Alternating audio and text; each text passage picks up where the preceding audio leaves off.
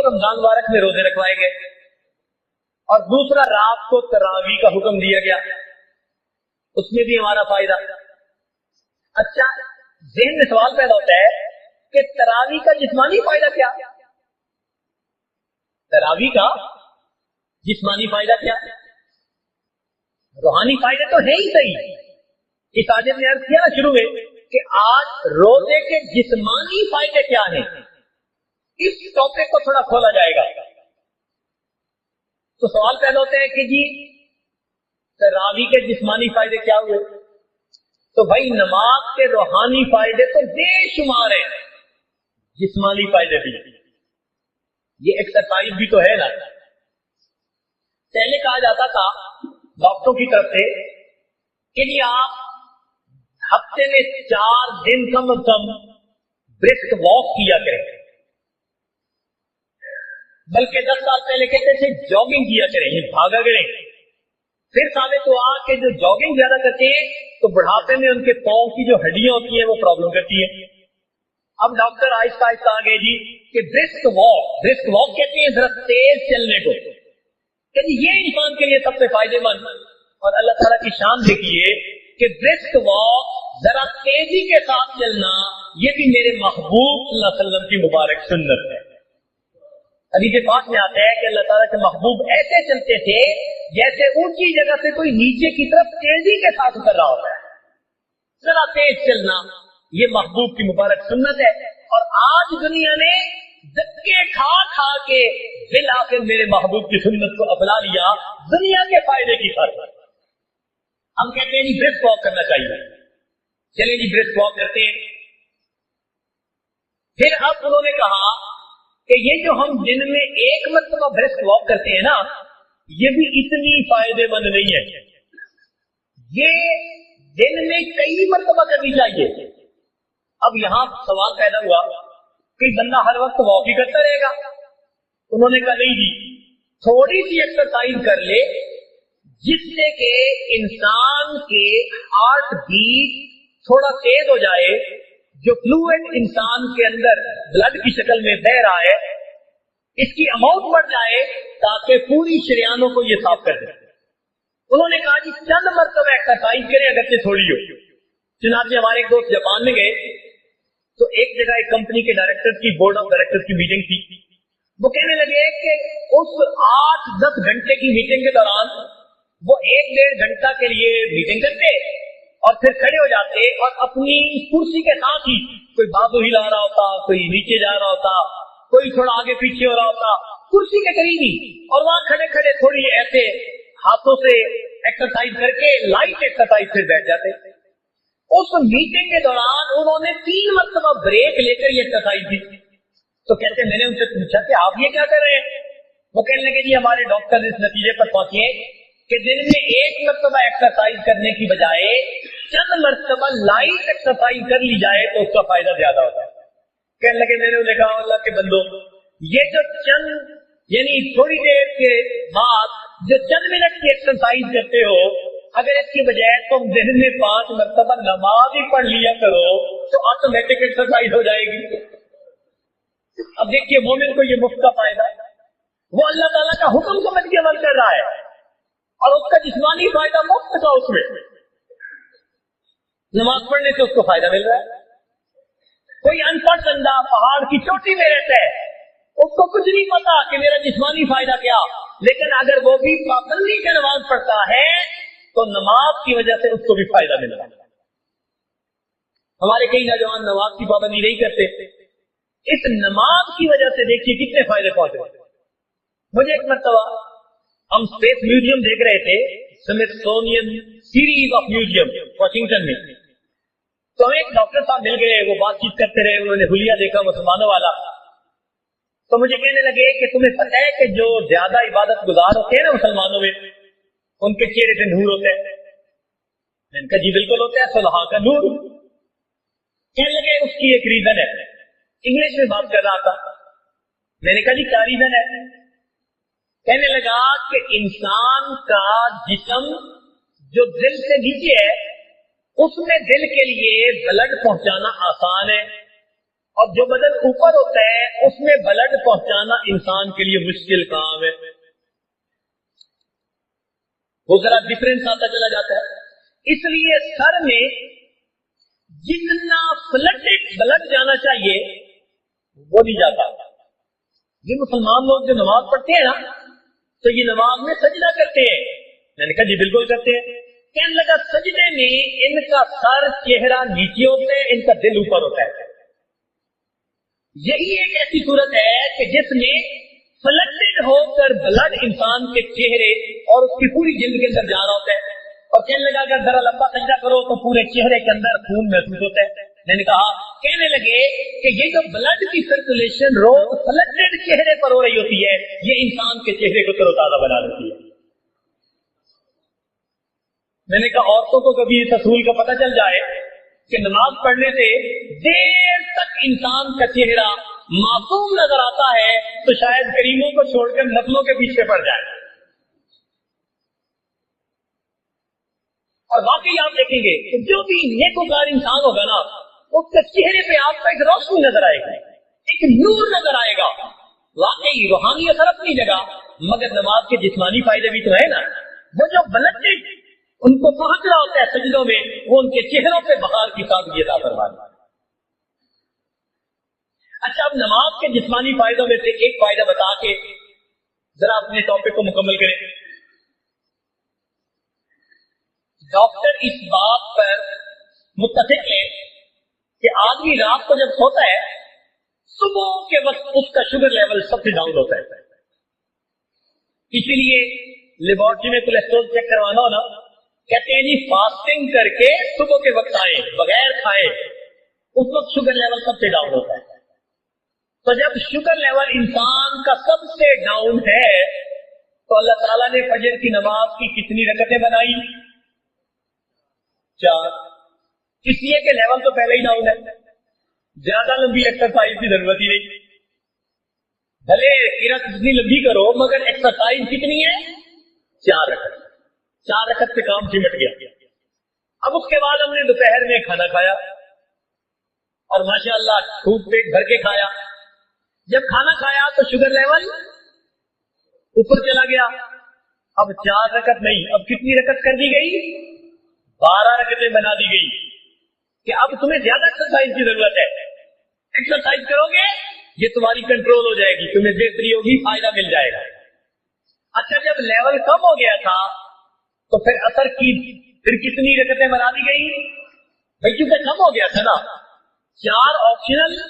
भाई अगर तुम चाहो तो पढ़ो, वरना कोई बात नहीं, तुम्हें माफ कर देंगे। और जितनी मेडिकली है वो कितनी? 4 फर्ज, और 4 तुमके ऊपर छोड़ दिया गया। लेकिन हो सकता है कि उसके बाद किसी ने असराना चाय पी हो, कुकीज खाई हो, आइसक्रीम खा ली हो, तेरी भूख लग रही है, तो फिर लेवल जरा हाई हो सकता है। तो मगरिब की नमाज कितनी बना दी गई? 4 रकत नहीं, कितनी रकत? 7 रकत बना दी गई। और आमतौर पर मगरिब के बाद ईशा का खाना होता है, तो मगरिब के बाद फिर हमने खाना खाया। अब जब हैवी खाना खाया तो अब रकतें 7 नहीं, कितनी कर दी गई? 17। अब यहां पर ध्यान में आता है कि या अल्लाह, दोपहर में तो 12 से काम चल गया था, अब 12 क्यों नहीं 17 क्यों? फरमाया इसलिए कि दोपहर में 12 रकतों के बाद तुमने अभी जागना था, काम करना था, और शुगर लेवल डाउन होने के चांसेस थे। और अब तो जनाब सोना है, लिहाजा 12 से काम नहीं चलेगा। कितनी पढ़नी पड़ेगी? 17 पढ़नी पड़ेगी। अच्छा जी, चलो 17 से काम चल गया। अल्लाह ताला की शान देखिए कि रमजान मुबारक में तो बंदा सुबह रोजा रखता है और सारा दिन भूखा रहता है, तो शाम के वक्त जब इफ्तारी होती है तो फिर उस वक्त खूब भूख लगी होती है। अक्सर औकात रोजादार उस वक्त ओवर ईटिंग करते हैं। उस वक्त माशाअल्लाह मिल्क शेक भी पी लिया, तो जूस भी पी लिया, तो खाने भी खूब खा लिए, तो शुगर लेवल जब एकदम हाई चला जाता है। जब बहुत ज्यादा ओवर ईटिंग कर ली तो परवरदिगार आलम ने क्या फरमा दिया कि भाई अब 17 रकत से भी काम दोबारा नहीं चलेगा, अब तुम्हें 20 रकत और भी अदा करनी पड़ेगी ताकि तुम्हारे जिस्म को सही फायदा पहुंच जाए। एक आदमी सफर से निकला है, اب سفر میں تو اس کی ایگزرشن ہوتی رہتی ہے، تو جب سفر میں ایگزرشن ہو ہی رہی ہے، پروردگار عالم نے فرمایا اچھا جو فرض تھے ہم نے وہ بھی آدھے کر دیے اور جو نفل تھے وہ تمہیں ویسے ہی معاف کر دیے، ایگزرشن تو تمہاری ویسے ہی ہو جاتی ہے۔ تو دیکھیے پروردگار عالم کتنے مہربان ہیں اپنے بندوں پر کہ عبادت بھی ایسی رکھی کہ جس کا بندوں ہی کو روحانی اور جسمانی فائدہ پہنچا۔ تو رمضان مبارک کا مہینہ آنے والا ہے، یہ ہمارے لیے فائدوں کا دروازہ کھولنے والا ہے، روحانی بھی اور جسمانی بھی۔ اب ہمیں اس کے لیے ابھی سے تیار ہونا چاہیے۔ حضرت مولانا دامت برکاتہم نے جو عنوان رکھا نا استقبال رمضان، پڑھ کے بڑا دل خوش ہوا۔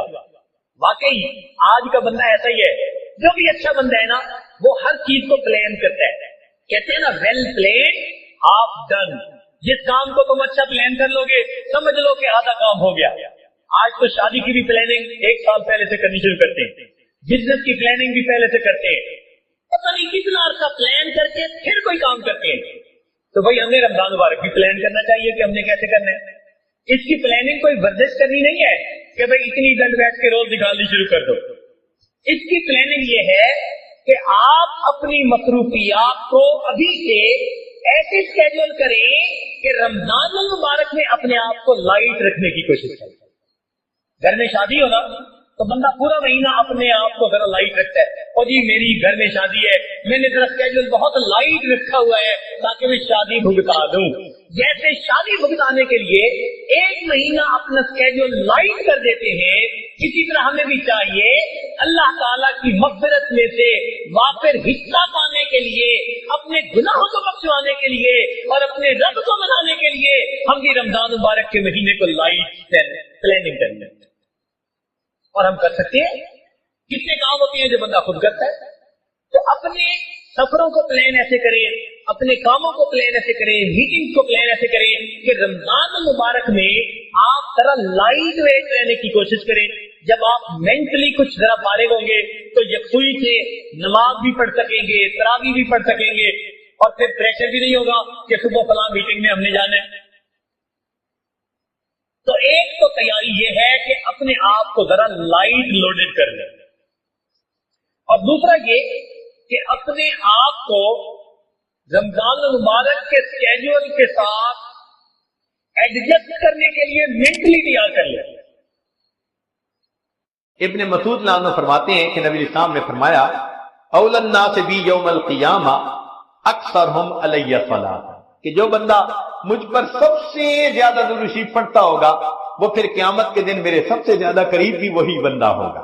ابو بکر صدیق عنہ نے ایک عجیب بات فرمائی، فرماتے تھے کہ الصلاۃ علی النبی امحق للذنوب من الماء البارد للنار، کہ جس طرح ٹھنڈا پانی آگ کو جلدی بجھا دیتا ہے، درود شریف کا پڑھنا انسان کے گناہوں کو اس سے بھی جلدی بجھا دیتا ہے۔ تو درود شریف پڑھنے سے انسان کے گناہ مٹا دیے جاتے ہیں۔ ابو ہریرہ عنہ فرماتے ہیں کہ نبی اسلام نے فرمایا من نسی الصلاۃ علی نسی طریق الجنہ، جو مجھ پر درود شریف پڑھنا بھول گیا وہ جنت کا راستہ ہی بھول گیا۔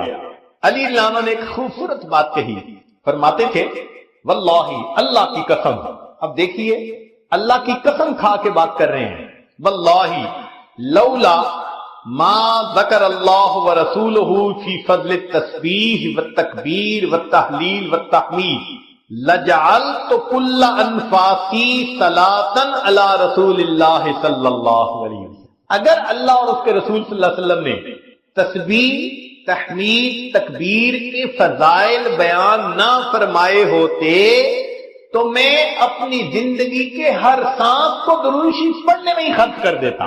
ایک اور حدیث مبارکہ سنیے، نبی علیہ الصلوۃ والسلام کے ساتھ صدیق اکبر عنہ بیٹھے ہوئے ہیں، ایک نوجوان آیا، نبی علیہ السلام نے اسے اپنے اور صدیق اکبر عنہ کے درمیان بٹھا دیا، پھر فرمایا کہ ابو بکر میں نے تیرے اور اپنے درمیان اس کو بٹھا دیا، اس بات پہ حیرت تو ہوئی ہوگی، اللہ کے نبی صلی اللہ علیہ وسلم بڑی حیرت ہو رہی ہے۔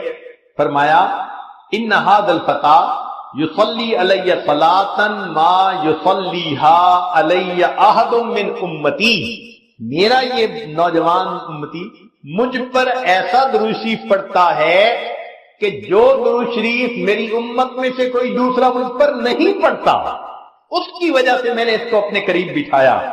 پھر نبی علیہ السلام نے بتلایا کہ وہ کیا درود شریف پڑھتا تھا، اللہم صلی علی محمد عدد من صلی علیہ وصلی علی محمد عدد من لم یصلی علیہ وصلی علی محمد کما امرت بالصلاۃ علیہ وصلی علی محمد کما تحب ان یصلی علیہ وصلی علی محمد کما ینبغی ان یصلی علیہ۔ چنانچہ ہمارے اکابر علماء دیوبند نے باقاعدہ تفصیل لکھی ہے کہ کس کس موقع پر درود شریف پڑھنا چاہیے۔ دخول المسجد والخروج منہ، مسجد میں داخل ہوتے ہوئے یا مسجد سے نکلتے ہوئے درود شریف پڑھنا چاہیے۔ والتشہد، التحیات میں بھی درود شریف سب پڑھتے ہیں۔ ورؤیت المساجد، جب مسجد پر نظر پڑے تو اس وقت بھی درود شریف پڑھنا چاہیے۔ دخول الاسواق، بازار میں داخل ہوتے ہوئے درود شریف پڑھے۔ دخول البیت والخروج منہ، گھر میں داخل ہوتے ہوئے گھر سے نکلتے ہوئے بھی درود شریف پڑھنا چاہیے۔ نسیان الحاجہ، اگر بندہ کوئی بات بھول جائے، چیز رکھ کے بھول جائے، بات بھول جائے، اس وقت بھی نبی علیہ السلام پر درود شریف پڑھنا چاہیے۔ وقت الفقر، تنگ دستی کے وقت میں بھی درود شریف پڑھے۔ فی البدایت فی العلم، اور جب کتاب پڑھنے بیٹھے اس وقت بھی درود شریف پڑھے۔ فی البدایت فی الخطب، جب خطبہ دینا ہو، بیان کرنا ہو تو بھی درود شریف پڑھے۔ والانتہاء من مجالس العلم، جب علم کی مجلس کا اختتام ہو تو بھی درود شریف پڑھے۔ فی لقاء الاخوان، دو مسلمان بھائی آپس میں ملیں تو بھی درود شریف پڑھے۔ فی موادعتہم و مفارقتہم، پھر مدارستاً حدیث النبوی، نبی علیہ السلام کی حدیث مبارکہ جو پڑھائی جائے تو اس وقت بھی درود شریف پڑھے۔ عند تذکرتہ صلی اللہ علیہ وسلم، نبی علیہ السلام کے جب تذکرہ ہو تو درود شریف پڑھے۔ عند ذکر اصحابہ، حتیٰ کہ نبی علیہ السلام کے صحابہ کا تذکرہ ہو اس وقت بھی درود شریف پڑھے۔ عند ذکر شیء من معاصرہ، نبی علیہ السلام سے نسبت رکھنے والی کوئی یادگار چیز کا تذکرہ ہو تو اس وقت بھی درود شریف پڑھے۔ عند دخول المدینہ، مدینہ طیبہ میں داخل ہوتے بھی پڑھے۔ اور عند المرور علی قبرہ صلی اللہ علیہ وسلم، جب نبی علیہ السلام کے سامنے حاضر ہو مواج شریف پر تو اس وقت بھی درود شریف پڑھے۔ درود شریف کے فوائد کیا ہیں، کچھ دیر یہ بھی ذرا سن لیجئے۔ فرمایا انہا سبب لہدایت المصلی وحیات قلبہ، درود شریف کے پڑھنے سے دل زندہ ہوتا ہے اور پڑھنے والے کو اللہ ہدایت کے اوپر رکھتے ہیں۔ انہا سبب لزیادت محبت رسول اللہ صلی اللہ علیہ وسلم، درود شریف کے زیادہ پڑھنے سے نبی علیہ الصلوۃ والسلام کے ساتھ زیادہ محبت بڑھ جاتی ہے۔ انہا سبب لزیادت محبت العبد لرسول اللہ صلی اللہ علیہ وسلم، جو درود شریف زیادہ پڑھتا ہے اس بندے کی محبت نبی علیہ السلام کے قلب مبارک میں بھی زیادہ ہو جاتی ہے۔ انہا سبب قرب العبد من ربہ یوم القیامہ، درود شریف کا زیادہ پڑھنا قیامت کے دن اللہ رب العزت کے قرب کا سبب بنتا ہے۔ انہا اداء لشیء من حقہ صلی اللہ علیہ وسلم، نبی علیہ الصلوۃ والسلام کے جو احسانات ہیں، درود شریف کا زیادہ پڑھنا گویا ان احسانات کا بدلہ چکانے والی بات ہے۔ انہا سبب کفایت اللہ عبدہ ما اہمہ، جو پریشانیاں ہوتی ہیں درود شریف کے صدقے اللہ رب العزت ان پریشانیوں کو ختم کر دیتے ہیں۔ انہا سبب اجابت الدعاء، دعا کی قبولیت کا یہ سبب ہوتا ہے۔ انہا سبب زکوٰۃ و طہارت للمصلی، جو درود شریف پڑھنے والا ہے اس کا دل اس سے صاف ہوتا ہے، اس کا نفس پاک ہوتا ہے۔ اور ایسے آدمی کو حدیث میں پاک میں فرمایا کہ جو درود شریف زیادہ پڑھتا ہے وہ بخیل نہیں ہوتا۔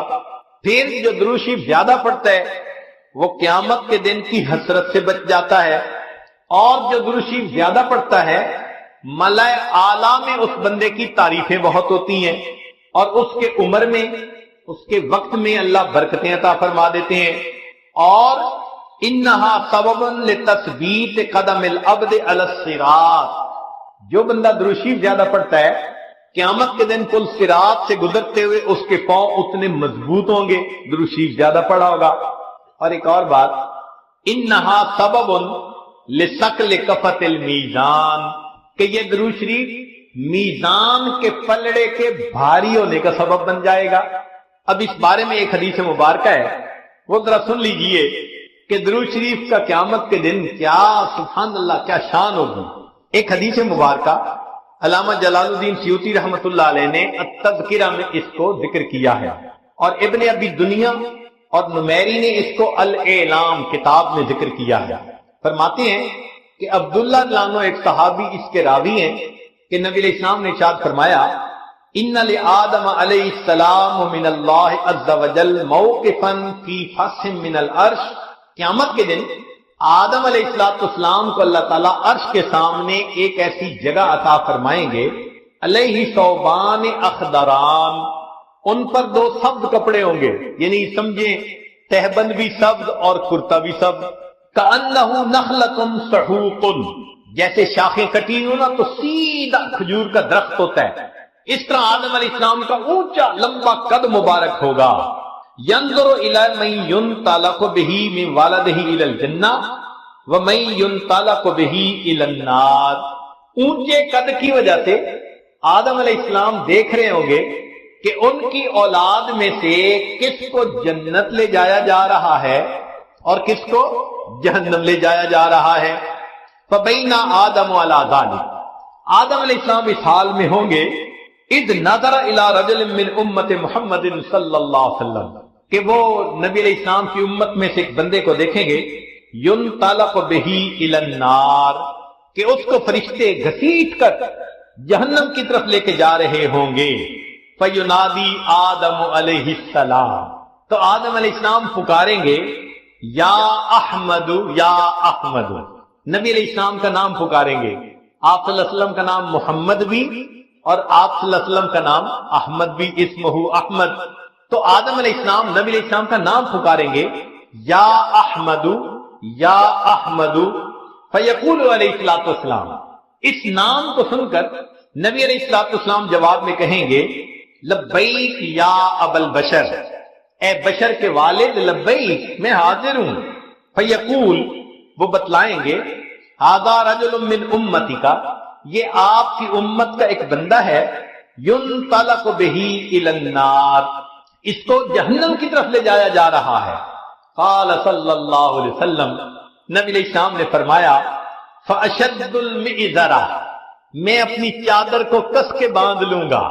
یہ عربوں میں ایک مقولہ تھا، جب انہیں کسی اہم کام کے لیے اٹھنا ہوتا تھا نا تو کہتے تھے جی ذرا چادر کو کس کے باندھو چلو، تو نبی علیہ السلام فرماتے ہیں میں اپنی چادر کو کس کے باندھ لوں گا، وَأَسْرَعُ فِي أَثَرِ الْمَلَائِكَةِ، اور میں تیزی سے چلوں گا ان فرشتوں کے پیچھے جو میری امتی کو جہنم لے کے جا رہے ہوں گے۔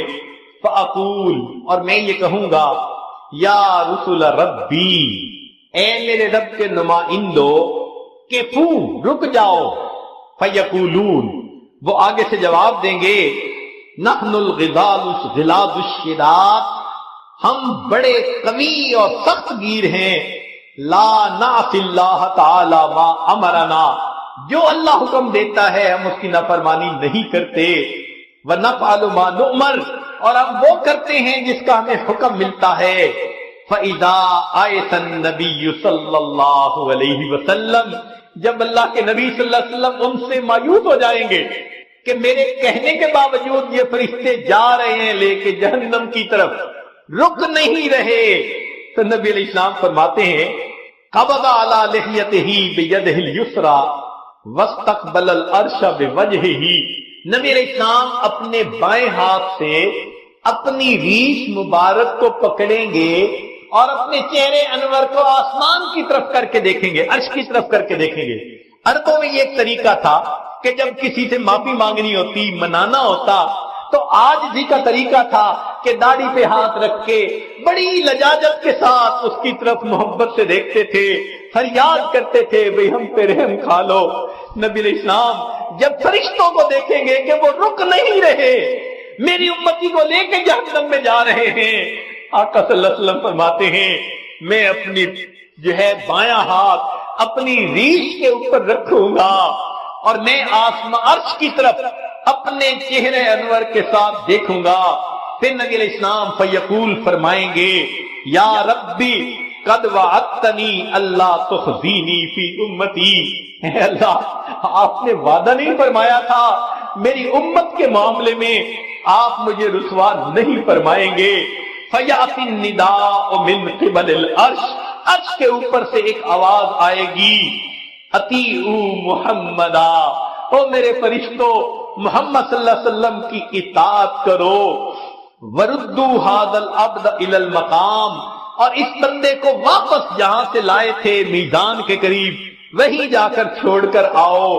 چنانچہ وہ فرشتے اس بندے کو وہاں جا کر چھوڑیں گے، فیخرج صلی اللہ علیہ وسلم، اب دوبارہ وزن شروع ہوگا۔ نبی علیہ السلام ایک چھوٹا سا کاغذ کا پرزہ بطاقتن، کاغذ کا پرزہ نکالیں گے، بیضاء، سفید ہوگا، کل انملتے، جیسے انگلی کا پورا ہوتا ہے اس کے برابر ہوگا، فیلقیھا فی کفۃ المیزان الیمنی، اس کاغذ کے ٹکڑے کو نبی علیہ السلام نیکیوں کے پلڑے میں ڈال دیں گے، وہو یقول بسم اللہ، اور نبی علیہ السلام ڈالتے ہوئے بسم اللہ فرمائیں گے، فترجع الحسنات علی السیئات، نیکیوں کا پلڑا بھاری ہو جائے گا، گناہوں کا پلڑا ہلکا ہو جائے گا، فینادی المنادی، ندا دے گا وہ ندا دینے والا، سوئدہ و سوئدہ جدہ، یہ بندہ اس کے اجداد سعید بن گئے، اس کی نیکیاں زیادہ ہو گئیں، وثقلت موازینہ، انطلقوا بہ الی الجنہ، اب اس کو جنت لے کر جاؤ، فیقول یا رسول ربی، جب جنت لے جانے لگیں گے تب وہ بندہ کہے گا اے میرے رب کے نمائندوں فرشتوں، کیفو ذرا رک جاؤ، حتی اسأل ھذا العبد الکریم علی ربہ، حتیٰ کہ میں اس کریم بندے سے ذرا معلوم تو کر لوں، فیقول، پھر وہ یہ کہے گا، بے ابی انت و امی، آپ کے اوپر میرے ماں باپ قربان جائیں، ما احسن وجہ کا، آپ کا چہرہ کتنا خوبصورت ہے، وَأَحْسَنَ خَلْقُكَ، آپ کی پرسنالٹی شخصیت کتنی پیاری ہے، من انتا، آپ کون ہیں، فقد عقلتنی اسرتی، آپ نے میرے گناہوں کو مٹا کے رکھ دیا، ورحمت عبرتی، میری لغزشوں کو کم کر دیا، فیقول علیہ السلام، نبی علیہ السلام جواب میں فرمائیں گے، انا نبیوں کا محمد، میں محمد صلی اللہ علیہ وسلم تیرا نبی ہوں، وہذہ صلاتک، اور یہ وہ درود شریف ہے، التی کنت تصلی علیہ، جو تم مجھ پر پڑھا کرتا تھا، وفیتکھا، میں نے تمہیں اس کا بدلہ دیا، احوج ما تکون الیہا، جب تجھے اس کی بہت ضرورت تھی۔ سوچئے آج نبی علیہ السلام پر درود شریف کا پڑھنا کل قیامت کے دن میزان میں نیکیوں کے بھاری ہونے کا سبب بن جائے گا۔ دعا ہے اللہ رب العزت ہمیں اپنے حبیب صلی اللہ علیہ وسلم کی سچی محبت عطا فرمائیں، ان کا احترام، ان کی عزت اکرام وہ بھی دل میں عطا فرمائیں، ان کی سنتوں کی محبت کے ساتھ اتباع کرنے کی بھی توفیق عطا فرمائیں۔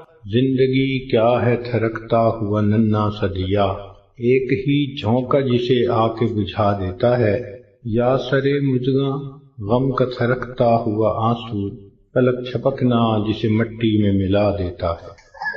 اسی لیے کسی نے یہ کہا، زندگی انسان کی ہے مانند مرغ بے نوا، شاخ پر کچھ دیر بیٹھا چہچہایا اڑ گیا، کہ جس طرح ایک پرندہ کسی شاخ پر آ کر بیٹھتا ہے، تھوڑی دیر چہچہاتا ہے اور چلا جاتا ہے، یہی انسان کی زندگی کی مثال ہے کہ انسان اس دنیا میں تھوڑی دیر کے لیے آیا اور بالآخر اس دنیا سے چلا جائے۔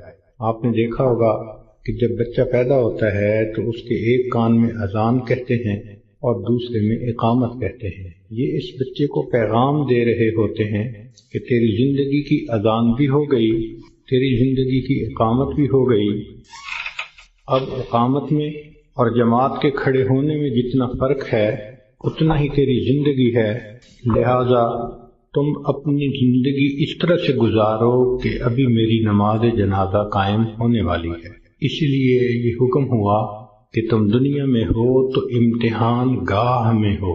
یہ دنیا سیر گاہ نہیں، تماشا گاہ نہیں، آرام گاہ نہیں، یہ امتحان گاہ ہے۔ افسوس کہ ہم نے اس کو چراگاہ بنا لیا۔ اللہ رب العزت نے مومن کا گھر آخرت میں بنایا ہے، اس کا انحصار انسان کے اعمال پر ہے۔ چنانچہ ہر انسان کا ایک گھر جنت میں بنتا ہے، ایک جہنم میں۔ جب موت کا وقت آتا ہے تو اگر وہ جنتی آدمی ہے تو اس کو اس کا جنت کا گھر دکھایا جاتا ہے، اس کے دل خوش ہوتا ہے اس کو دیکھ کے، اور اسی خوشی کے عالم میں اس کی روح کو قبض کر لیا جاتا ہے۔ اور برا انسان جب موت کے قریب پہنچتا ہے تو اس کو جہنم میں اس کا گھر دکھایا جاتا ہے، جس کی وجہ سے اس پر ایک خوف طاری ہوتا ہے، اور اسی خوف کی حالت میں اس بندے کی روح کو قبض کر لیا جاتا ہے۔ یہ بات ذہن میں رکھیے کہ دنیا مٹی گارے سے بنی اور فنا ہونے والی ہے، اور جنت سونے اور چاندی سے بنی اور ہمیشہ باقی رہنے والی ہے۔ ایک بزرگ فرمایا کرتے تھے کہ اے دوست، جتنا دنیا میں رہنا ہے اتنا دنیا کے لیے کوشش کر لے، اور جتنا آخرت میں رہنا ہے اتنا آخرت کے لیے کوشش کر لے۔ ہماری دنیا کی زندگی تو ہے 150 سال، اور آخرت کی زندگی ہمیشہ ہمیشہ۔ امام غزالی رحمۃ اللہ علیہ نے ایک مثال لکھی ہے کہ اگر زمین اور آسمان کے درمیان رائی کے دانے بھر دیے جائیں اور ایک پرندہ 1000 سال کے بعد آئے اور ایک دانہ کھائے، پھر 1000 سال کے بعد آئے دوسرا دانہ کھائے، پھر 1000 سال کے بعد آ کر تیسرا دانہ کھائے، ایک وقت آئے گا کہ زمین و آسمان کے درمیان رائی کے یہ سب دانے ختم ہو جائیں گے، آخرت کی زندگی کبھی ختم نہیں ہوگی۔ جب ہم نے اتنا وہاں جا کر رہنا ہے تو ہم سوچیں کہ ہمارے دن کی ترتیب کیا ہے۔ ہم تو اپنے 24 گھنٹے کا اسکیجول ایسے بناتے ہیں کہ جیسے دنیا ہی میں رہنا ہے، اور آخرت کی تیاری کے لیے تو وقت ہی نہیں نکالتے۔ اسی کو غفلت کہتے ہیں اور اسی کو دھوکہ کہتے ہیں۔ اس لیے دنیا کا نام ہے دار الغرور، دھوکے کا گھر۔ اور یہ دھوکہ صرف جاہلوں کو اور ان پڑھوں کو نہیں لگتا، یہ پڑھے لکھے عقل مندوں کو بھی لگتا ہے۔ وہ دنیا کی زندگی میں ایسے مست ہو جاتے ہیں کہ نمازوں کی فرصت ہی نہیں ہوتی۔ غور کریں تو آج کا ہر انسان اپنی جنت سجانے میں لگا ہوا ہے۔ میرا گھر ایسے ہو، میرا بزنس ایسے ہو، بیوی ایسی ہو، بچے ایسے ہوں، گاڑی ایسی ہو۔ ہر بندہ اپنے ذہن کے اندر ایک جنت سجا کر اس کو بنانے میں لگا ہوتا ہے، اور اس کو یہ نہیں پتا کہ اللہ نے تو جنت آخرت میں سجائی ہے، دنیا میں تو ہم تیاری کے لیے تھے۔ اس کا اندازہ آپ کو اس بات سے ہوگا کہ آج ہر بندے کو یہ فکر ہوتی ہے کہ میرے بعد میرے بچوں کا کیا ہوگا۔ جس عورت کو دیکھ لو، جس مرد کو دیکھ لو، اس کے ذہن میں یہی فکر کہ میرے بعد میرے بچوں کا کیا ہوگا۔ کبھی ہم نے یہ بھی سوچا کہ بچوں کے مرنے کے بعد بچوں کا کیا ہوگا؟ تو ہماری سوچ تو ہے ہی دنیا کی۔ اسی لیے جب مرنے والا دنیا سے جاتا ہے تو اس پہ کوئی نہیں رو رہا ہوتا۔ کہتے ہیں کہ ایک نوجوان نیک آدمی تھا، وفات کے قریب گھر کے سارے لوگ رونے لگے۔ اس نے والد سے کہا کہ ابو کیوں روتے ہیں؟ اس نے کہا میرا جوان بیٹا فوت ہو رہا ہے، اب میرا سہارا کون بنے گا؟ ماں سے پوچھا، اس نے کہا بیٹا میں نے تمہیں پالا بڑا کیا، اب جب میرا وقت آیا کہ تم میری خدمت کرتے، تم جا رہے ہو۔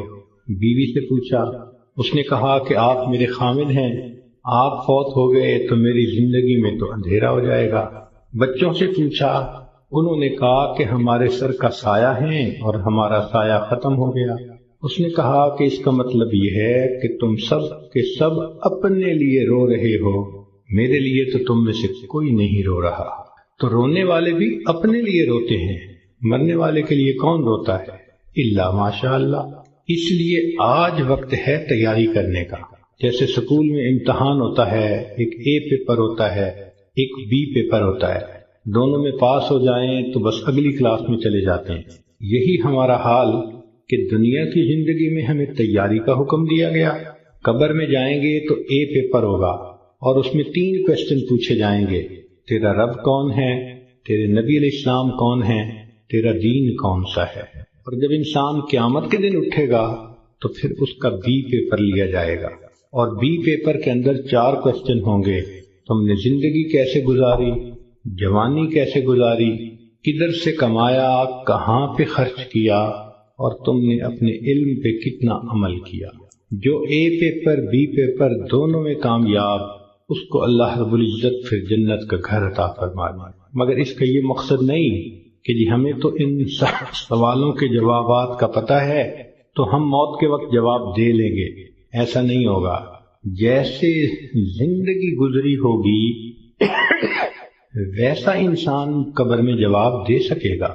جس نے دنیا میں نمازیں نہ پڑھی، جو بے پردہ پھرتی رہی، جس نے غیبت کی، لوگوں کے دل دکھائے، اللہ کی بندیوں کے لیے جو وبال جان بن کر پھرتی رہی، جب یہ قبر میں جائے گی تو یہ نہیں کہہ سکے گی کہ میرا دین اسلام ہے، اس کا تو طرز زندگی ہی اور تھا، تو اسلام کا نام کیسے لے سکے گی؟ جو بے پردہ پھرتی ہے وہ کیسے کہہ سکے گی کہ میں نبی علیہ السلام کو اپنا نبی مانتی ہوں، ان کی تعلیمات کو اپنایا نہیں، ان کی سنتوں کی دھیان نہیں دیا، تو کیسے جواب دے سکیں گے؟ تو اس لیے کتنے لوگ ہوتے ہیں جو موت کے وقت کلمہ پڑھنا چاہتے ہیں، پڑھ نہیں پاتے۔ چنانچہ ایک ڈاکٹر ہیں، ڈاکٹر نور محمد صاحب ملتان کے ہیں، انہوں نے زندگی کے 35 سال ایمرجنسی وارڈ کے اندر ڈیوٹی کی۔ انہوں نے موت کے اوپر ایک کتاب لکھی ہے، اس میں وہ لکھتے ہیں کہ ایمرجنسی وارڈ میں تو لوگ آتے ہیں جو آخری لمحوں پر ہوتے ہیں اور بہت سارے فوت بھی ہو جاتے ہیں، تو جب بھی کوئی ایسا بندہ میرے سامنے آتا میں اسے کلمہ پڑھنے کی تلقین کرتا۔ وہ کہتے ہیں کہ میرا تجربہ یہ ہے کہ 100 میں سے 95 بندوں کو کلمہ پڑھنا نصیب نہیں ہوتا۔ تو ان سے پوچھا گیا کہ کیسے؟ وہ کہنے لگے کہ پہلے تو مجھے سمجھ نہیں لگتی تھی کہ یہ کیوں نہیں اونچا کلمہ پڑھتے جبکہ میں ان کو پڑھا بھی رہا ہوں۔ پھر ایک بندے کو میں نے کہا کہ تمہیں ہارٹ پرابلم ہے، ہارٹ اٹیک ہے، تو میں تم سے پوچھوں گا کہ تم کلمہ پڑھو، اور اگر تم نہ پڑھ سکو گے تو میں پوچھوں گا کہ تم پڑھنا چاہتے ہو، پڑھ نہیں پا رہے؟ اس نے کہا بہت اچھا، میں جواب دوں گا۔ جب اس کی آخری کیفیت آئی تو میں نے اس سے پوچھا تو اس نے اشارے سے بتایا کہ میری زبان پہ فالج پڑ گیا ہے، اب میں بولنا بھی چاہتا ہوں، میری زبان بولتی نہیں۔ آج اللہ نے زبان کا کنٹرول ہمیں دیا، ہم چاہیں تو ایک دن میں ہزاروں دفعہ کلمہ پڑھ سکتے ہیں، لیکن جس عورت نے جیتے جاگتے کلمہ پڑھائے ہی نہ، دن گزر گئے، ہفتے گزر گئے، مہینے گزر گئے، زبان پہ کلمے کا ورد جاری ہی نہیں ہوتا، دنیا کی باتیں، دنیا کی باتیں، دنیا کے فیشن، تو موت کے وقت اچانک کلمہ کیسے جاری ہو جائے گا؟ اس لیے اس سے پہلے کہ لوگ ہمیں کلمہ پڑھائیں، ہم اپنے اختیار سے کلمہ پڑھنے کی مشق کر لیں۔ تو دنیا کی زندگی میں ہم آئے ہیں آخرت کی تیاری کرنے کے لیے۔ ہماری مثال ایسی ہے کہ جیسے ایک آدمی کا ویزا لگ چکا ہو اور وہ بورڈنگ پاس لے کر لاؤنج کے اندر پہنچ گیا ہو اور اپنی فلائٹ کے اناؤنس ہونے کا انتظار کر رہا ہو۔ ہم نے دیکھا کہ لاؤنج میں لوگ بیٹھے ہوتے ہیں، ایک فلائٹ اناؤنس ہوتی ہے، کچھ اٹھ کے چلے جاتے ہیں، پھر دوسری اناؤنس ہوتی ہے اور اٹھ کے چلے جاتے ہیں، نئے آتے رہتے ہیں اور یہ اٹھ کے جاتے رہتے ہیں۔ بالکل زندگی کا یہی معاملہ، نئے بچے پیدا ہوتے رہتے ہیں اور جو پہلے سے موجود ہیں وہ اس دنیا سے رخصت ہوتے رہتے ہیں۔ ہم سب کا موت کا ویزا لگ چکا، ہم لاؤنج میں ہیں، کب ہماری فلائٹ ہے یہ بھی ہمیں پتہ نہیں۔ نبی علیہ الصلوۃ والسلام نے ارشاد فرمایا، میری امت کی عمریں بین 70 و 60، 60 اور 70 کے درمیان ہوں گی، یعنی ایسا بھی ہوگا کہ کسی کی عمر 100 سال یا اس سے زیادہ، اور ایسا بھی ہوگا کہ کوئی پیدا ہوتے ہی بچہ مر جائے گا۔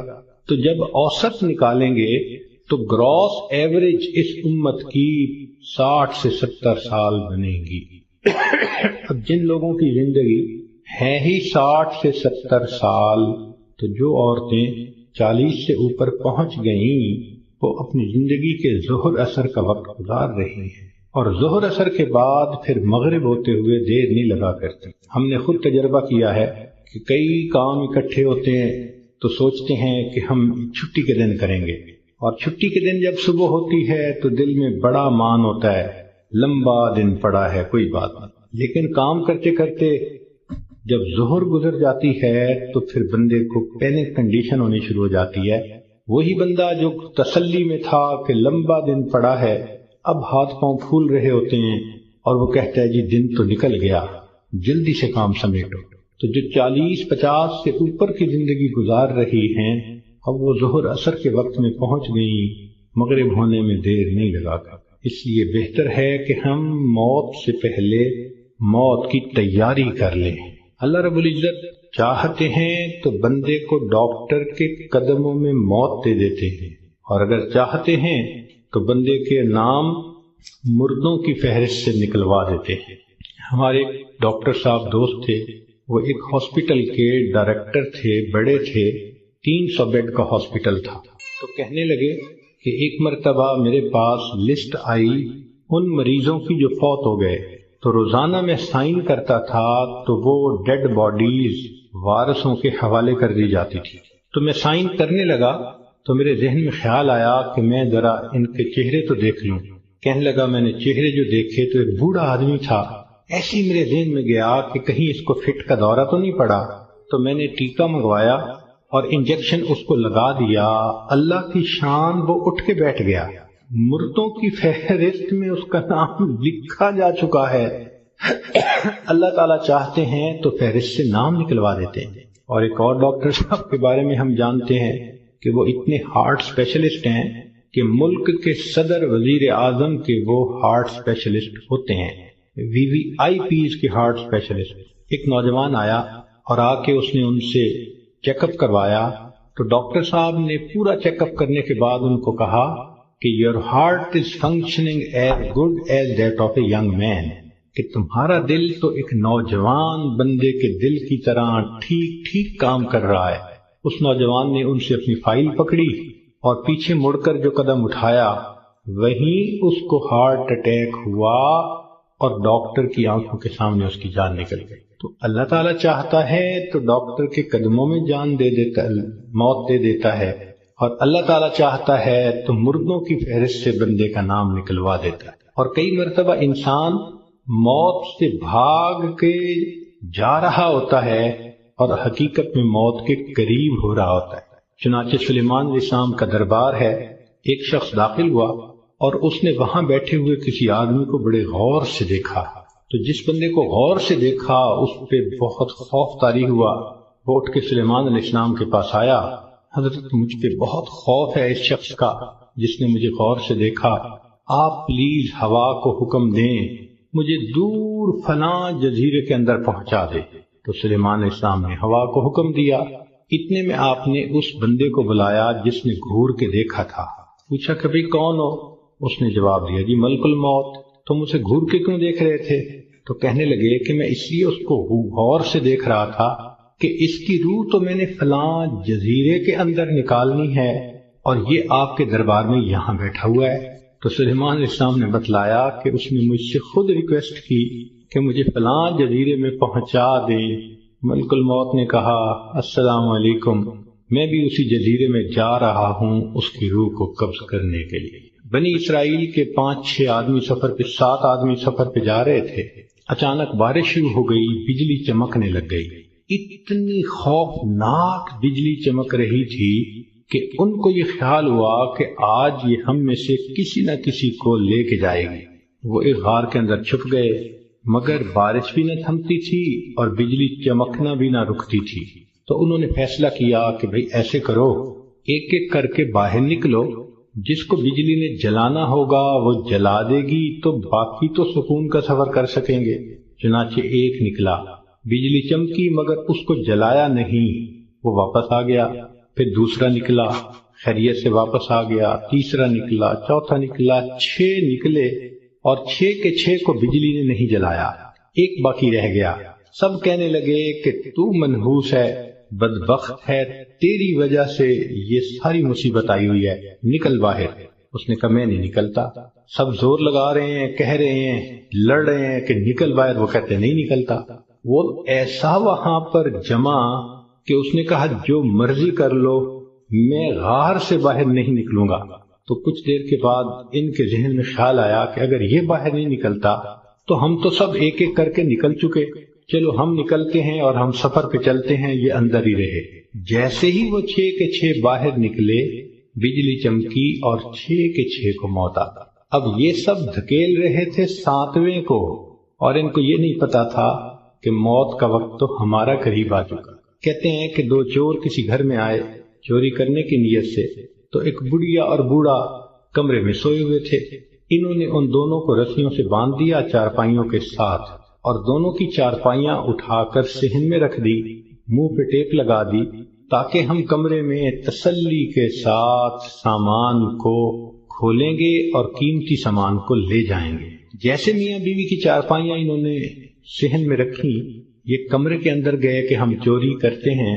اچانک کمرے کی چھت گری اور یہ دونوں چور دب کر مر گئے۔ محلے والے آ گئے، شور ہوا تھا۔ اب وہ حیران کہ میاں بیوی تو رسیوں سے بندھے ہوئے ہیں۔ ان سے پوچھا بھئی تمہیں باہر کس نے نکالا؟ کہا ہمیں تو پتہ نہیں، ہم تو اندر سوئے ہوئے تھے۔ ان کو کھولا گیا، جب ملبہ ہٹایا گیا تو اس کے اندر 2 چوروں کی لاشیں دبی ہوئی تھیں۔ پتہ چلا کہ چور ان کو نکال رہے تھے کہ ہم چوری کریں گے، اور ان کو یہ نہیں پتا تھا کہ ہم اپنی موت کا خود انتظام اپنے ہاتھوں سے کر رہے۔ تو انسان کئی مرتبہ موت سے دور بھاگتا ہے اور حقیقت میں وہ موت کے قریب سے قریب تر ہو رہا ہوتا ہے۔ اس لیے ہمیں چاہیے کہ ہم موت کی تیاری کریں۔ مہلت ہر ایک کو ملی ہے، کسی کو کم کسی کو زیادہ۔ اس مہلت سے جو فائدہ اٹھائیں وہ خوش نصیب انسان ہے۔ اس دنیا میں آپ کو اللہ کا منکر تو مل جائے گا، رسالت کا منکر بھی مل جائے گا، دین کا منکر بھی مل جائے گا۔ اس دنیا میں آپ کو موت کا منکر کوئی نہیں مل سکتا۔ دہریے سے دہریہ بھی ہوگا تو یہ مانے گا کہ ایک دن مجھے موت آنی ہے۔ جب موت آنی ہی ہے تو کیوں نہ انسان اس کے لیے تیاری کر لے۔ اور موت کی تیاری یہ نہیں کہ انسان جاگنگ کرے اور ویٹ لفٹنگ کرے اور ایکسرسائز کرے، نہیں۔ موت کی تیاری یہ ہے کہ انسان اپنے پچھلے گناہوں سے توبہ کر لے، آئندہ نیکوکاری کی زندگی گزارنے کا ارادہ کر لے، اور جو لوگوں کے حقوق اس پر ہیں ان سے معافی مانگ لے۔ ہم نے دیکھا کہ بسا اوقات جو بندہ بیمار ہوتا ہے اس کے ساتھ اوپر والے ظلم کرتے ہیں۔ ظلم کا کیا مطلب؟ کہ اس کو حقیقت نہیں بتاتے کہ بیماری کتنی ہے، تسلی دیتے رہتے ہیں، اور وہ جھوٹی تسلی ہوتی ہے۔ ابو ٹھیک ہو جائیں گے، امی ٹھیک ہو جائیں گی، اور وہ سمجھتے ہیں کہ ہم بڑا نیکی کا کام کر رہے ہیں۔ وہ جی بتائیں گے تو ابو کو شوق لگے گا۔ بھائی شوق تو ان کو لگے گا جب اچانک موت آ جائے گی۔ یہ بہتر نہیں کہ ان کو پہلے سے انفارم کر دیا جائے کہ جی بیماری خطرناک ہے، زندگی کا پتہ نہیں، ابو کلمہ پڑھ لیں، ابو تیاری کر لیں۔ اوپر والے ظلم کرتے ہیں بندے کے ساتھ۔ چنانچہ ایک مرتبہ میں اپنا واقعہ آپ کو سناتا ہوں۔ ایک صاحب تھے جو سیکٹری لیول کے تھے، بہت لکھے پڑھے اور بڑی ان کی تنخواہ اور گاڑیاں اور ٹیلنٹڈ انسان۔ ان کی ریٹائرمنٹ ہوئی تو وہ بیمار ہوئے تو ہاسپٹل میں تھے۔ گھر آئے تو ہم ان کی تباہ پرسی کے لیے حاضر ہوئے۔ تو جب اس کے بڑے بیٹے نے مجھے دیکھا تو کہنے لگا حضرت صاحب میرے ابو کے لیے دعا کر دیں، ڈاکٹر نے تو ہمیں جواب دے دیا ہے اور کہا ہے کہ بس ہفتے 10 دن کی بات ہے، ان کے اندر کینسر پھیل چکا۔ لیکن ہم نے ابو کو نہیں بتایا، آپ بھی پلیز ابو کو نہ بتانا۔ میں خاموش رہا۔ خیر اندر گئے، ملاقات ہوئی۔ تھوڑی دیر کے بعد میں نے انہیں کہا جی کہ مجھے آپ سے کوئی بات کرنی ہے، تو انہوں نے سب کو جانے کا حکم دے دیا کہ بھی کمرے سے جاؤ، میں حضرت جی سے کوئی بات کرنا چاہتا ہوں۔ جب وہ اکیلے ہو گئے تو میں نے ان سے بات کی کہ دیکھیں زندگی کا کوئی بھروسہ نہیں، کوئی نہیں جانتا کہ کب موت آئے گی، کیا پتا میری موت پہلے آئے، کیا پتا آپ کی موت پہلے آئے۔ ہم نے آنکھوں سے دیکھا ہے بوڑھا باپ جوان بیٹے کی لاش کو دفن کر رہا ہوتا ہے، اور کئی مرتبہ جوان باپ اپنے نوزائیدہ بچے کی لاش کو دفن کر رہا ہوتا ہے۔ تو یہاں کیا بھروسہ زندگی کا؟ کہنے لگے بالکل صحیح بات ہے۔ میں نے کہا کہ بات یہ ہے کہ آپ کی جو رپورٹیں ہیں ان سے پتہ چلتا ہے کہ آپ کے اندر کینسر بہت پھیل چکا اور ڈاکٹروں نے ہفتہ 10 دن کا وقت دیا ہے، تو بہتر یہ ہے کہ آپ تیاری کر لیں۔ یہ بات سنتے ہی اس کی آنکھوں میں چمک آ گئی اور وہ مجھے کہنے لگا کہ حضرت صاحب آپ نے سچ کہا، یہ سارے لوگ مجھے جھوٹی تسلیاں دے رہے تھے، مجھے کنفیوز کر رہے تھے۔ میرا دل کہتا تھا کہ میری بیماری خطرناک ہے، اور یہ اوپر والے کہتے تھے، رپورٹ بھی نہیں دکھاتے تھے، کہتے تھے بس ٹھیک ہو جائے گا، آپ فوراً ٹھیک ہو جائیں گے۔ تو اللہ آپ کا بھلا کرے، آپ نے مجھے بتا دیا۔ میں نے تو اب اپنے پوتے پوتیوں کو، نواسے نواسیوں کو دیکھ لیا، کتنا بندے نے رہنا ہوتا ہے، تو چلو مجھے اندازہ تو ہو گیا۔ اب یہ کہہ کر انہوں نے دروازہ کھلوایا۔ جب بیٹا آیا اور اس کو پتہ چلا کہ حضرت صاحب نے تو بتا دیا میرے ابو کو، تو وہ میری طرف دیکھنے لگے۔ میں نے ان کو کہا کہ بچے غصہ نہ کرو، میں نے تمہارے ساتھ بھلا کیا ہے۔ اللہ کے اس بندے نے سارے گھر والوں کو بلایا اور ان کو کہا کہ دیکھو بھائی، میری بیماری کی یہ حالت ہے کہ میرے پاس صرف 6-7 دن ہیں۔ اب ایسے کرو کہ جو میری زمینیں تھیں، جائیدادیں تھیں، مکان تھے اور وہ میرے نام تھے، سارے نکالو۔ میں اپنی وراثت کو بچے اور بچیوں میں شریعت کے مطابق تقسیم کرتا ہوں تاکہ میرے بعد جھگڑے نہ ہوں۔ لو جی، 2 دن میں انہوں نے سب جائیدادوں کا بچوں کے نام انتقال کروا دیا تاکہ بچوں کے جھگڑے نہ ہوں آپس۔ پھر اس کے بعد انہوں نے کہا کہ میرا جی چاہتا ہے کہ میرے بچوں کے آپس میں رشتے ہوں، تو کچھ رشتے تھے جو انہوں نے پرپوز کیے اور ان کی وجہ سے انہوں نے آپس میں ہاں بھی کر لی۔ پھر تیسرا کام انہوں نے یہ کیا کہ کچھ رشتہ داروں کی آپس میں ناراضگیاں تھیں، ان کو بلایا اور کہا کہ دیکھو بھائی، میں مہمان ہوں، میرے دل کی تمنا ہے کہ میں تمہیں آپس میں ایک دوسرے سے سلو کرتا ہوا دیکھوں۔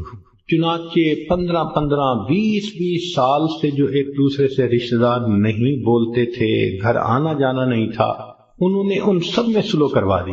پوری برادری اتنی خوش تھی ان تمام باتوں پہ کہ جی اس بندے نے اتنا اچھا کام کر دیا، یہ ہماری برادری کا بڑا تھا، سب میں جوڑ پیدا کر دیا۔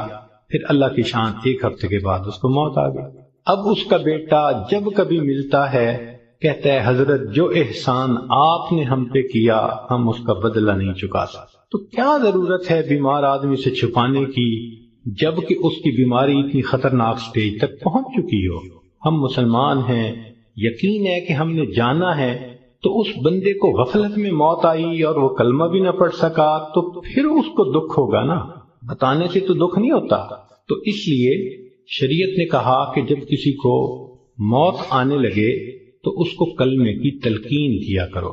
ہم نے یہ دیکھا ہے کہ ادھر بندے کے آخری لمحہ ہوتا ہے اور ادھر بیوی جو ہے آگے بڑھتی ہے اور بیٹی کو کرتی ہے، آپ نے پہچانا اسے، یہ کون ہے؟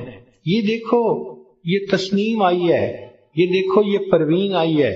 حالانکہ وہ لمحہ اس بندے کے لیے اللہ کے ذکر کا وقت ہوتا ہے، یکسوئی کا وقت ہوتا ہے۔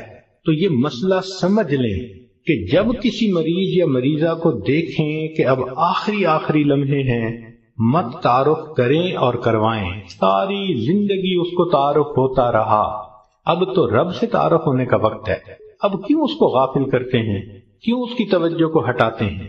کہتے ہیں کہ ایک بزرگ تھے، 3 سال کی بیٹی تھی، حفصہ اس کا نام تھا۔ ایک دن ان کے اوپر ہارٹ اٹیک ہوا اور وہ اسی کنڈیشن میں آنکھیں بند کر کے اللہ سے لو لگا کے پڑے ہوئے تھے۔ وہ حفصہ آئی اور دستور کے مطابق چارپائی پر چڑھی، ان کے سینے کے اوپر لیٹ گئی اور ان کی آنکھیں کھولنے لگی، باتیں کرنے لگی۔ وہ خاموش رہے تو حفصہ کہنے لگی، ابو آپ مجھ سے بات نہیں کرتے، لو میں بھی آپ سے بات نہیں کرتی، میں نے آپ سے کاٹی کر دی۔ یہ کہہ کے وہ بچی دوسرے کمرے میں چلی گئی اور وہاں جا کے اس نے رونا شروع کر دیا۔ ماں نے دیکھا بیٹی رو رہی ہے تو وہ آئی، بیٹی کیوں رو رہی ہو؟ اس نے کہا ابو مجھ سے نہیں بولتے، میں ابو سے نہیں بولتی۔ تو ماں اپنی بیٹی کو اٹھا کے لائی اور ان کے پاس آ کر کہنے لگی، دیکھیں نا آپ حفصہ سے نہیں بول رہے، یہ آپ سے ناراض ہو گئی ہے، آپ حفصہ کو منا لیں۔ تو جب اس نے یہ بات کہی نا کہ آپ حفصہ کو منا لیں، تو ان بزرگوں نے آنکھ کھولی، فرمانے لگے کون سی حفصہ اور کیسی حفصہ، ہم نے تو اپنے یار کو منا لیا۔ لا الہ الا اللہ محمد الرسول، اور ان کی روح پرواز کر گئی۔ تو آخری وقت میں تو یہ حفصاؤں کو پیچھے رکھیں، اس کو کلمہ یاد دلائیں، اس کا آخری لمحہ ہوتا ہے۔ زندگی میں تھوڑی محبتیں اس نے دکھائیں اور محبتیں کی، آخری وقت میں تو بندے پہ ظلم ہو رہا ہوتا ہے کہ اس کی توجہ اللہ کی طرف سے ہٹا کے دنیا کی طرف لگا رہے ہوتے ہیں۔ تو یہ ذہن میں رکھیں کہ جب کسی کو دیکھیں کہ اب آخری لمحہ ہے تو بس کلمہ پڑھیں اس کے سامنے، ذرا مناسب آواز سے لا الہ الا اللہ پڑھیں تاکہ اس کو کلمہ یاد آ جائے اور اللہ اس کو پڑھنے کی توفیق عطا فرمائے۔ اور یہ بھی ذہن میں رکھیں کہ ایک غلطی اور بھی ہوتی ہے کہ جب کسی کا آخری وقت قریب آتا ہے نا، اللہ ان ڈاکٹروں کو ہدایت دے، یہ اس کو نشے کا ٹیکہ لگا دیتے ہیں اور اپنے ذہن میں سوچتے ہیں کہ اس کو تکلیف نہیں ہوگی۔ او اللہ کے بندے، تم نے نشے کا ٹیکہ لگا دیا، یہ کلمہ کیسے پڑھ سکے گا؟ ساری زندگی جس کی تمنا رہی کہ میں آخری وقت میں کلمہ پڑھ کے جاؤں، تم اس کو بے ہوش کر دو گے تو اس نعمت سے محروم کر دو گے۔ اس لیے جب آپ دیکھیں کہ اب آخری وقت ہے تو ڈاکٹروں کو منع کر دیں، ہاسپٹل میں ہوں، گھر میں ہوں، ڈاکٹر کو سختی سے کہیں کہ ڈاکٹر صاحب اس وقت آپ نے نشے کا ٹیکہ نہیں لگانا، تاکہ ہوش کے ساتھ یہ کلمہ پڑھ کے ایمان کے ساتھ دنیا سے رخصت ہو۔ اس وقت کی جو تکلیف ہوتی ہے وہ تو گناہوں کی معافی ہو جاتی ہے۔ تو یہ بھی غلطی ہو جاتی ہے، اس کا بھی بڑا خیال رکھیں۔ اور ایک آخری بات کہ ہم نے دیکھا کہ لوگ جب میت کا جنازہ پڑھتے ہیں تو اس وقت اعلان کرواتے ہیں، اور جی اگر لین دین کا معاملہ ہو تو ان کے بیٹوں سے کر لو، اور اگر کسی کا کچھ دکھ دیا ہو، دل دکھایا ہو تو پلیز اللہ کے لیے سب معاف کر دیں۔ تو پہلی بات تو یہ بتائیں کہ جن کا اس نے دل دکھایا کیا وہ اس کا جنازہ پڑھنے آئے ہوں گے؟ اور دوسری بات کہ اگر اس نے رشتہ دار عورتوں کا دل دکھایا تو عورتیں تو ویسے ہی جنازہ پڑھنے نہیں آتی۔ تو موت کے بعد اعلان کروانے کا اتنا فائدہ نہیں، لطف اور مزہ تو یہ ہے کہ زندگی میں یہ معافی مانگے۔ کم لوگ ہوتے ہیں جو اپنی زندگی میں لوگوں سے معافی مانگ لیتے ہیں۔ ہمارے ایک بزرگ تھے، سفید ریش ہو گئے تھے، ان کی ایک خوبصورت عادت تھی، وہ جس کسی سے ملتے تو الوداع ہوتے ہوئے فرماتے، آپ کے تو میرے اوپر بہت حقوق ہیں، میں کمزور ہوں، ادا نہیں کر سکا، آپ مجھے اللہ کے لیے معاف کر دیں۔ شریعت کہتی ہے کہ جب کہنے والے نے یہ کہا اور سننے والے نے آگے سے مسکرات دیا تو بس اس نے گویا معاف کر دیا۔ وہ ہر کسی سے معافی مانگتے تھے، بڑے سے بھی، چھوٹے سے بھی، ہر کسی سے۔ تو مرد بھی اس عادت کو اپنائیں، عورتیں بھی اس عادت کو اپنائیں۔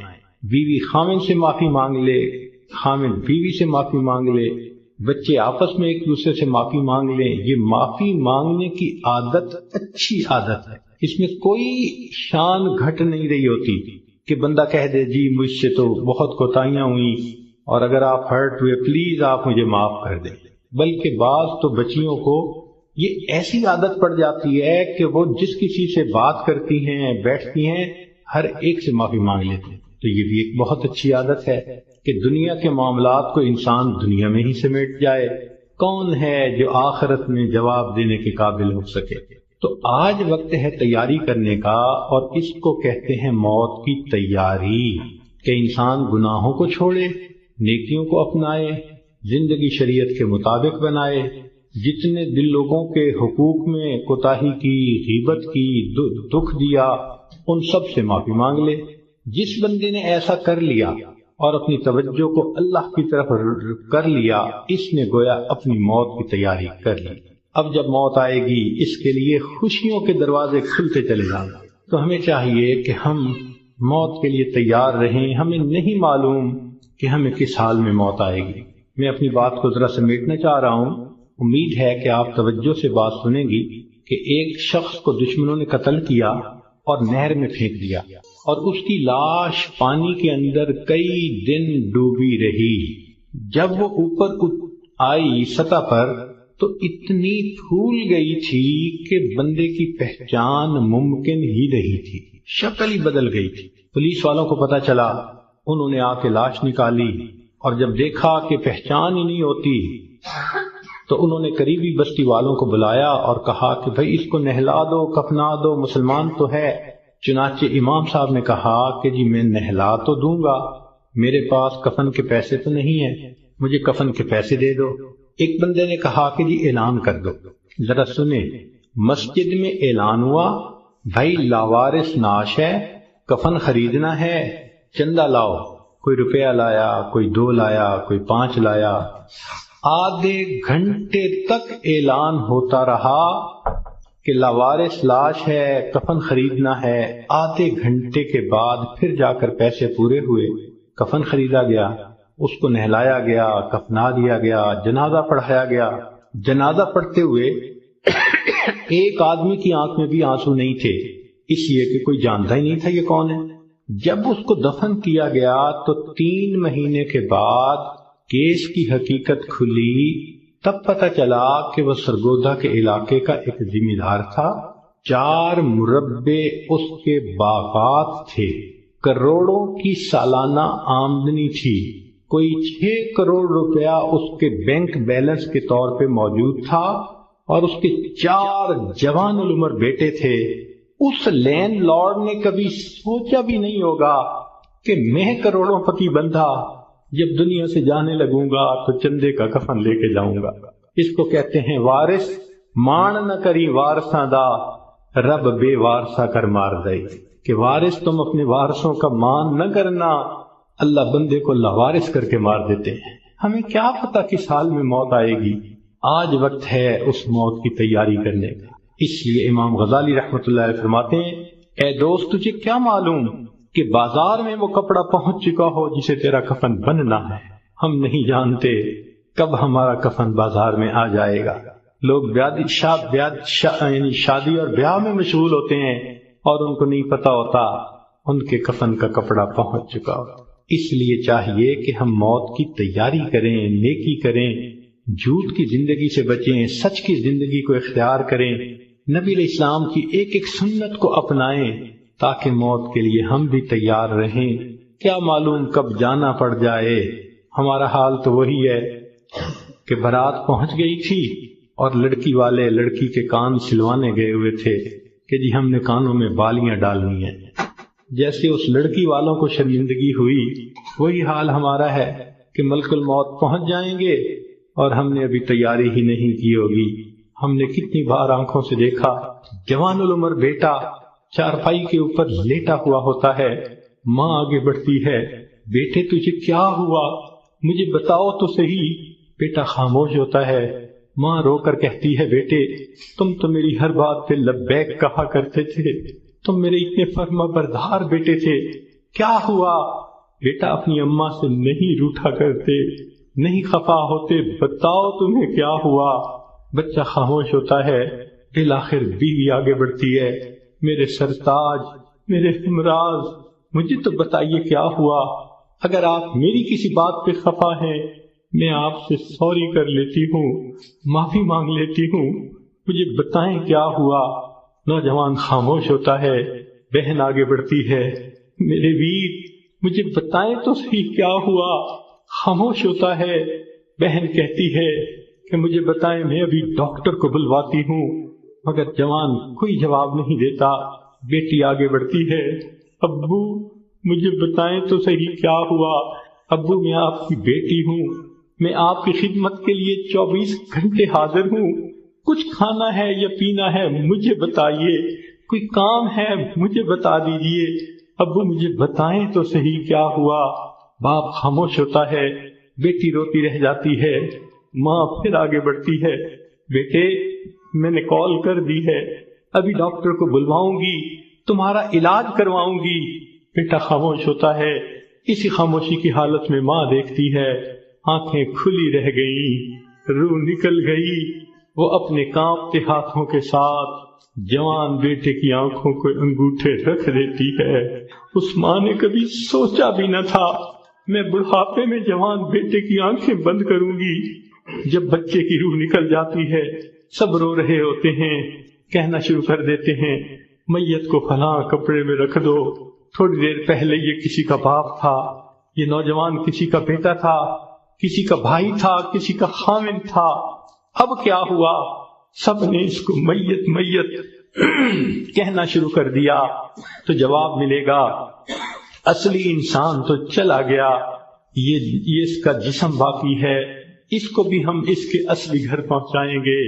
چنانچہ اس کو نہلا دیا جاتا ہے، کفنا دیا جاتا ہے اور جنازے کا اعلان کر دیا جاتا ہے۔ اس کو لینے کے لیے کئی رشتہ دار کمرے کے اندر آ جاتے ہیں، بھئی تم کیوں آئے ہو؟ ہم اس کو اس کے اصلی گھر پہنچانے کے لیے۔ بھئی یہ گھر بھی تو اسی کا تھا، اسی نے پلاٹ خریدا، اسی نے نقشے بنوائے، اسی نے کمرہ بنوایا، اسی نے یہ مکان بنوایا، ماربل لگوایا، کہاں کہاں سے فرنیچر ڈھونڈا، کہاں کہاں سے بجلی کی فٹنگ خرید کے لایا، ابھی تو دیواریں بھی میلی نہیں ہوئی، تم اس کو لینے آ گئے ہو۔ سب کہیں گے یہ تو عارضی گھر تھا، اصلی گھر تو آگے ہے، 2 گز زمین کا ٹکڑا، چھوٹا سا تیرا گھر ہے۔ سب اس کو کندھوں پہ اٹھا لیتے ہیں، رشتہ دار جمع ہیں، سب قبرستان تک پہنچ جاتے ہیں، جنازہ پڑھتے ہیں، پھر قبر میں اتارنے کا وقت آتا ہے۔ شریعت کا یہ حکم ہے کہ جو قریب ترین رشتہ دار ہو وہ قبر میں اتارے۔ ہم نے اپنی آنکھوں سے یہ منظر دیکھے، جوان بیٹے کو باپ قبر میں اتار رہا ہوتا ہے، بھائی کو بھائی قبر میں اتار رہا ہوتا ہے۔ اللہ کی شان، یہ تو شریعت کی مہربانی ہے، اس نے عورتوں کو منع کر دیا کہ تم جنازے میں اور قبرستان میں مت جاؤ۔ اگر کبھی عورتوں کو بھی حکم ہوتا کہ تم جاؤ اور اپنے بیٹے کو دفن کر کے آؤ، مجھے تو لگتا ہے کتنی مائیں ہوتی جو جوان بیٹے کے ساتھ خود بھی دفن ہونا پسند کرتی۔ کیسی عجیب اللہ تعالیٰ نے مردوں کو ہمت دی ہوتی ہے۔ جوان بیٹے کو جس کے جسم پہ کبھی میلا کپڑا بھی باپ برداشت نہیں کرتا تھا، آج اس کو زمین پہ لٹا دیتا ہے، اپنے ہاتھوں سے مٹی ڈال دیتا ہے، بھائی مٹی ڈالتے ہیں، دوست مٹی ڈالتے ہیں، منو مٹی کے نیچے اس کو دبا کے اللہ کے حوالے کر کے آ جاتے ہیں۔ جب اللہ کے حوالے ہونا ہی ہے، اے انسان تو اپنے آپ کو آج اللہ کے حوالے کر دے۔ اللہ میں اپنے آپ کو آپ کے حوالے کرتی ہوں، جو آپ کا حکم ہوگا میں اس پہ چلوں گی، جو گناہ ہوگا میں اس سے بچوں گی۔ آج حوالے کریں گے تو اس کا فائدہ ہوگا۔ چنانچہ انسان کو بالآخر اللہ کے حضور جانا ہی ہے۔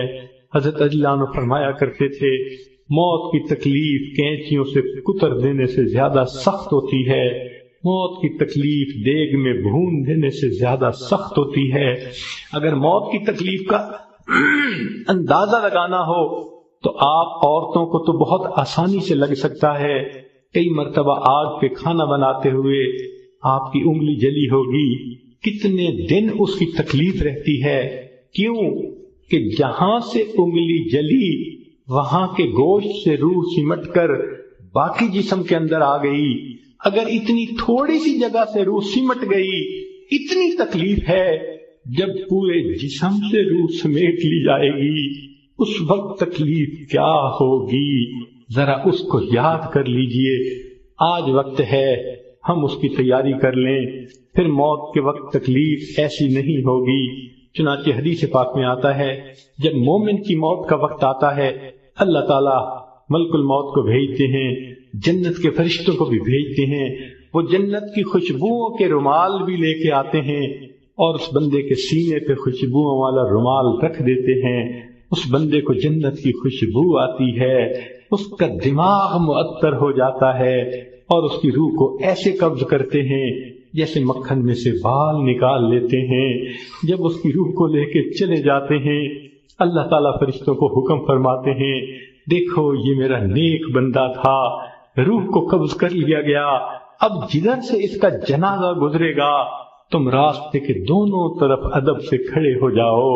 سبحان اللہ، مومن کی کیا شان ہے، جہاں جہاں سے جنازہ گزرتا ہے فرشتے راستے کے دونوں طرف ادب سے کھڑے ہوتے ہیں۔ حدیث پاک میں آتا ہے جس جگہ یہ بیٹھ کر نماز پڑھتا تھا زمین کا وہ ٹکڑا رو رہا ہوتا ہے، جہاں قرآن پڑھا کرتا تھا زمین کا وہ حصہ رو رہا ہوتا ہے، آسمان کے وہ دروازے روتے ہیں جہاں سے اس کے لیے رزق اتارا جاتا تھا۔